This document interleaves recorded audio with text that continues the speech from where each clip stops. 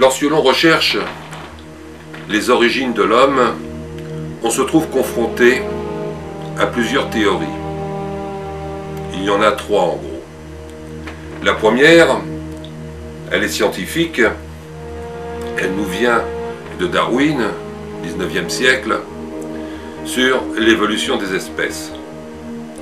La deuxième théorie est bien sûr religieuse.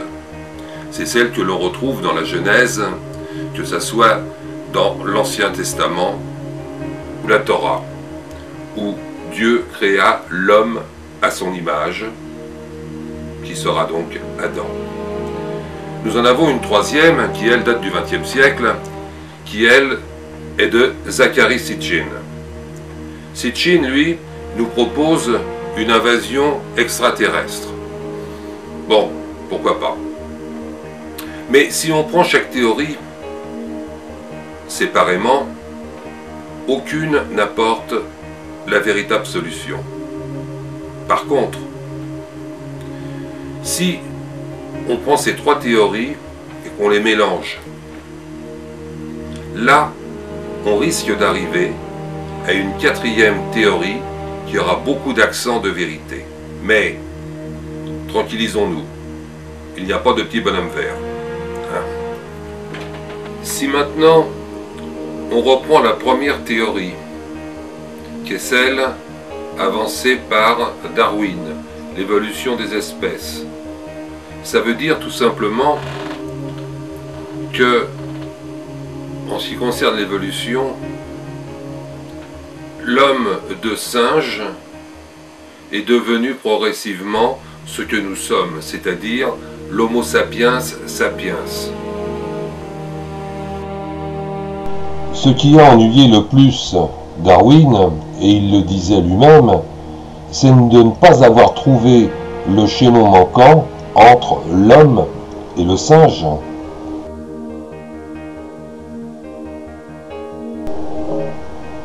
Selon Darwin, l'épopée humaine aurait très bien pu commencer avec Lucie il y a 3 millions d'années, ou Toumaï 7 millions d'années, pour arriver progressivement à Néandertal, dont on voit aussi le crâne, qui lui a vu le jour il y a plus de 200 000 ans, et voici à quoi il aurait pu ressembler, pour toujours arriver, toujours progressivement, à l'homme moderne, dont voici le crâne, et l'homme moderne, eh bien c'est nous. Et aujourd'hui, au XXIe siècle, on n'a toujours pas trouvé le chaînon manquant.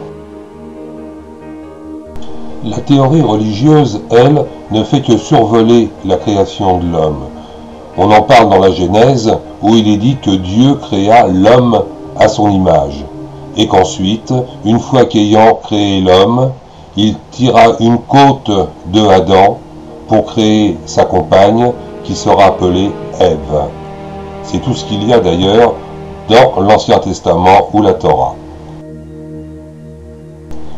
Sitchin, par contre, a une version un peu différente de la création de l'homme moderne. La théorie de Sitchin s'appuie sur la venue sur Terre d'êtres extraterrestres en provenance de la 12e planète qu'il appelle Nibiru. Ces êtres, appelés Anunnaki, auraient modifié notre ADN afin de leur ressembler. Maintenant que l'on a survolé ces trois théories, si on essayait de mettre un petit peu d'ordre là-dedans, mettre de l'ordre, c'est un drôle de mot parce qu'il va falloir mélanger maintenant ces trois théories pour en sortir une quatrième.